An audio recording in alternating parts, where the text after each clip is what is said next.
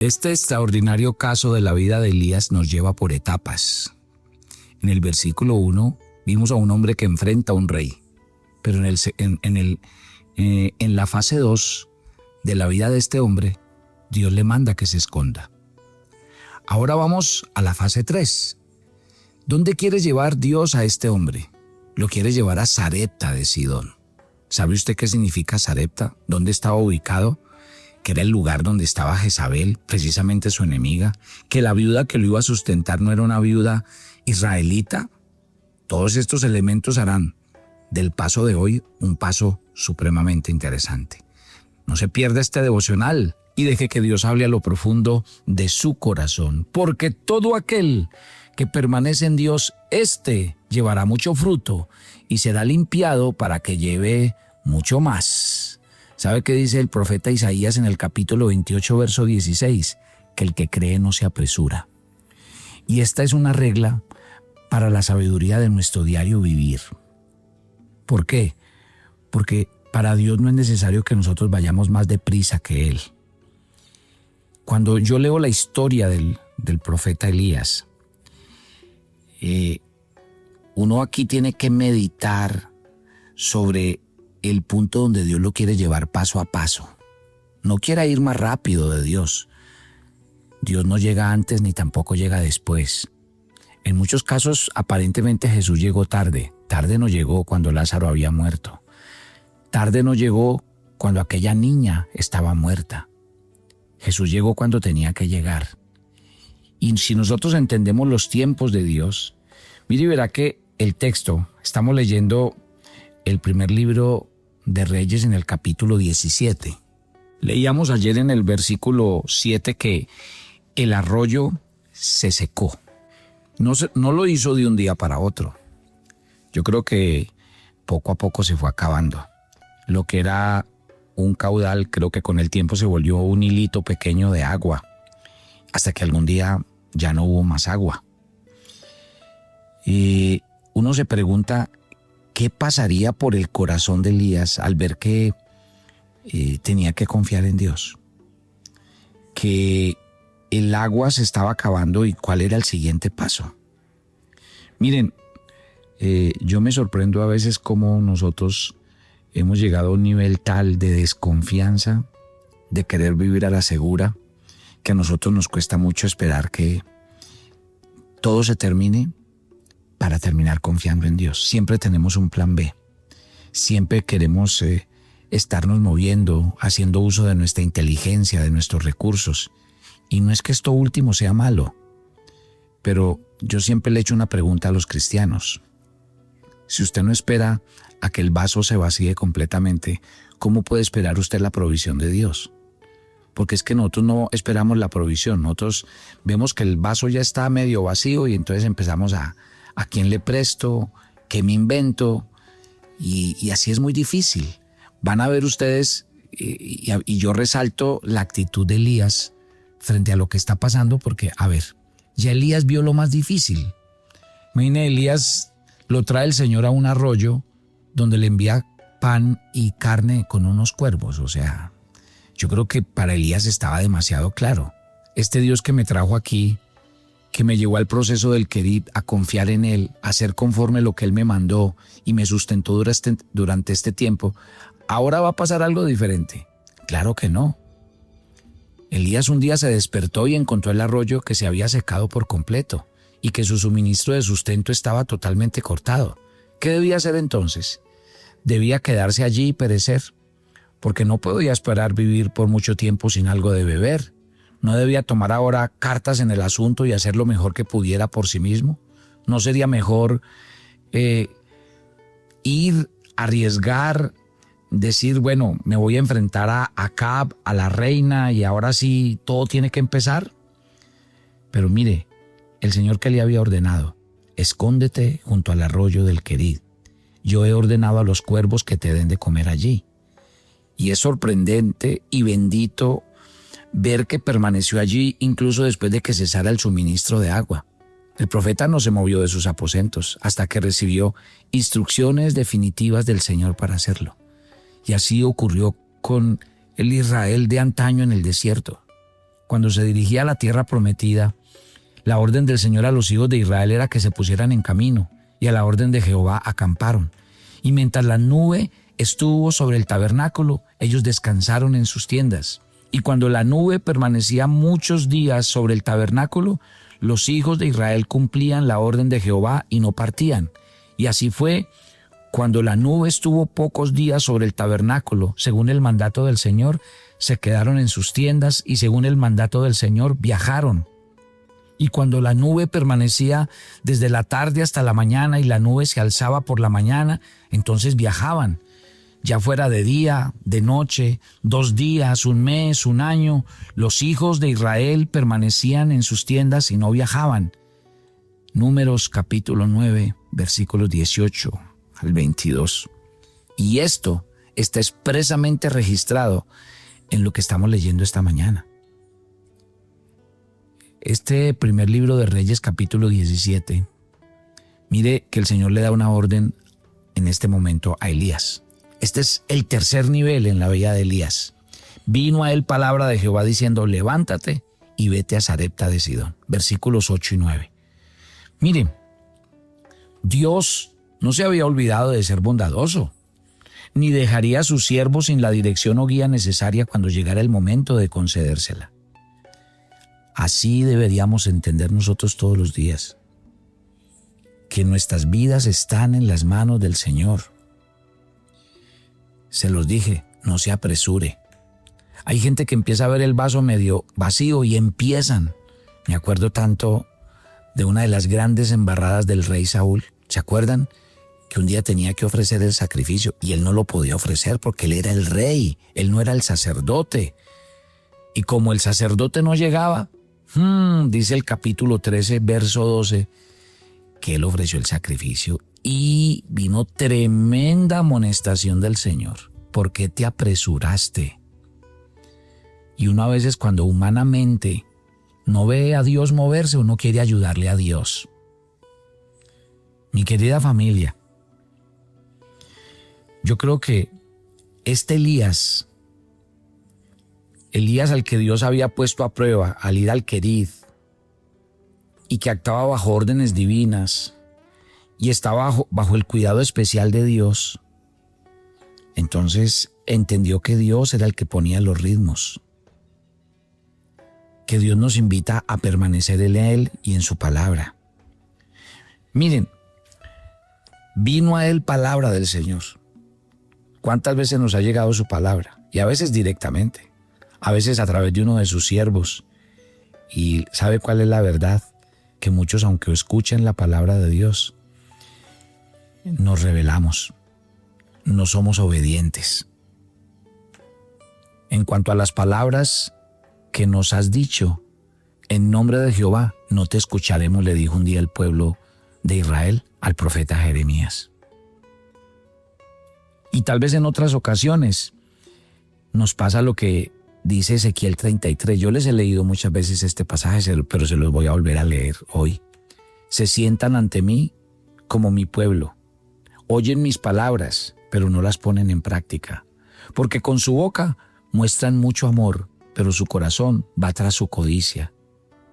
He aquí tú eres para ellos como un canto muy hermoso de alguien que tiene una voz agradable y que sabe tocar bien un instrumento, porque oyen tus palabras, pero no las ponen en práctica. La frase que yo tanto repito en este devocional: pastor, me encanta todo lo que usted me enseña todos los días, pero no me diga que me cambie de religión. O sea, oímos, pero no queremos entender. Oímos y nos parece bonito, pero no es un motivo que nos lleve a obedecer y a volvernos a Dios y a su palabra. En los versículos que les estoy leyendo hoy, el 8 y 9 de Primera de Reyes 17, dice que vino al profeta palabra de Jehová diciendo: levántate, vete a Sarepta, que es en Sidón, y habita allí. Ahora, mire este dato que les voy a dar. Elías está en el tercer nivel de su preparación, en el tercer día de su entrenamiento, pero aquí va a entrar con más pruebas y humillaciones. El nombre que Dios le ordenó ir a su siervo es Sarepta, ¿Y sabe qué significa Sarepta? Significa refinamiento. Viene de una raíz que significa crisol. ¿Y sabe qué es el crisol? El lugar donde se funden los metales. Elías tenía ante sí no solo una prueba más de su fe, sino también la refinación de la misma. Pues un crisol tiene el propósito de separar la escoria del oro fino. La experiencia a la que se enfrenta ahora nuestro profeta es muy dura y desagradable, pues ir del arroyo del Querid a Sarepta. Sarepta suponía ser un viaje, mire, de más de 150 kilómetros a través del desierto, un lugar de refinamiento. Y claro, esto implica que nos vamos a resistir. También hay que tener en cuenta que Sarepta estaba en Sidón, es decir, estaba en el territorio de los gentiles, fuera de la tierra de Palestina. Tremendo, ¿no? Y un dato más. Dice la Biblia que era el lugar donde había venido Jezabel, la malvada corruptora de Israel. Mire cuán extraños son los caminos de Dios, pero siempre ordenados en una sabiduría infinita. Igualmente sorprende observar la persona particular que Dios seleccionó para entretener a Elías. No fue un rico, mercader o de los principales hombres de Sidón, sino una pobre viuda, desolada y dependiente, a la que se le dio la oportunidad de servirle al profeta. Dios siempre usa a los débiles y necios de este mundo, dice el versículo. Mire que al comentar sobre los cuervos que trajeron pan y carne al profeta mientras moraba junto al arroyo, llama la atención sobre la soberanía de Dios y la extrañeza de los instrumentos que Dios se complace en emplear. Esta misma verdad se ilustra aquí. Una pobre viuda, una gentil que habitaba en Sidón, el hogar original de Jezabel. Pero así actúa Dios. Los tratos que Dios tiene con sus hijos realmente son maravillosos. Dice en el versículo 9 de Primera de Reyes 17 que estoy leyendo: He aquí, yo le he mandado a una mujer viuda que te sostenga. ¡Wow! El arroyo del Querid se había secado. Ahora el Señor le abre un nuevo pozo a Elías, se llama Sarepta. Y con esto nos enseña a no preocuparnos por el futuro. Recuerde que Jesús dijo que cada día trae su propio afán. Recuerde que Isaías 41 dice: No temas porque yo estoy contigo, no desmayes porque yo soy tu Dios. Dios siempre tiene el control. Observen que una vez más Dios envió a Elías no a un río, lo envió a un arroyo. Y en este caso no lo envió donde una persona rica con grandes recursos, lo envió donde una pobre viuda con escasos medios. ¿Por qué? Porque el Señor quería que el profeta, su siervo, siguiera siendo un hombre dependiente de Dios y que su provisión realmente, aunque estaba supeditada a personas y circunstancias, siempre venía de Dios. Y esta fue la prueba más grande para Elías. No solo emprender un largo viaje por el desierto, sino entrar en una experiencia totalmente opuesta a sus sentimientos naturales, a su formación religiosa, a sus inclinaciones espirituales. Ser hecho dependiente de un gentil, de una ciudad pagana. ¡Wow! Pero ese es el Dios con el que él está tratando y él está en la escuela. Era el plan que Dios exigía para Elías, una obediencia incuestionable. Y los que queremos caminar con Dios, tenemos que saber esto. Elías debía vivir en Sarepta, pero ¿cómo podía existir allí si no conocía a nadie en ese lugar? Pues el mismo que le había dado la orden y había hecho arreglos para su recepción y mantenimiento, cuando le dijo: yo te voy a sustentar, vete al arroyo. Ahora le he ordenado a una mujer viuda que te mantenga. Tremendo. O sea que la conclusión es muy clara. Cuando Dios llama a cualquiera de su pueblo para que vaya a un lugar, puede estar seguro que Él le va a proveer plenamente lo que necesite para cumplir el propósito de Dios. Y que Dios se va a servir de lo que usted ni siquiera se logra imaginar. Entonces ahí vemos no solo la fe, sino la obediencia de Elías, que fueron puestas a prueba por la llamada de Dios para que fuera Sarepta, por su humildad, que independiente de con quién tenía que tratar, allá fue y se colocó en las manos de Dios.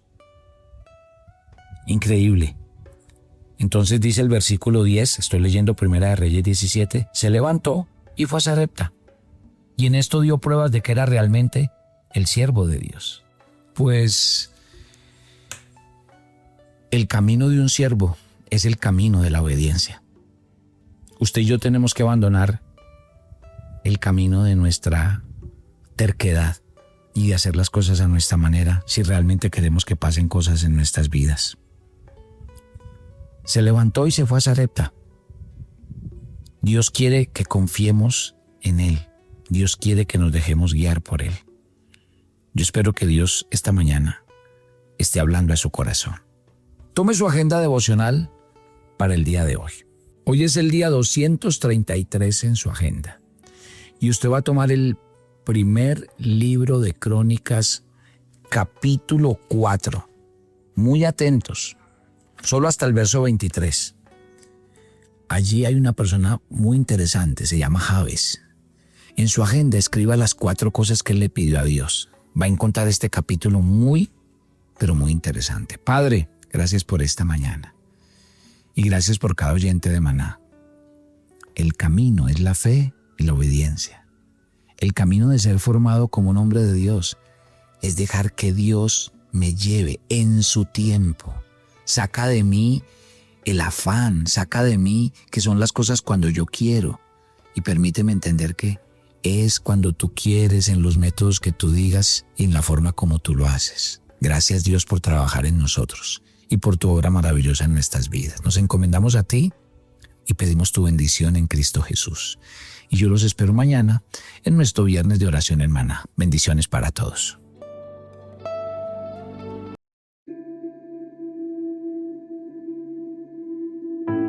Muchas, pero muchas gracias, familia Maná. Hemos recibido sus aportes, lo seguimos haciendo y créame que estamos agradecidos y cumpliendo la tarea. Gloria a Dios por los que lo hacen a través de las donaciones, pero también gracias a los que comparten el devocional, porque esa también es la manera de hacerlo, compartirlo a muchos otros para que lleguemos y cumplamos un objetivo. Dios les bendiga y sigamos haciendo la tarea de llevar el nombre del Señor.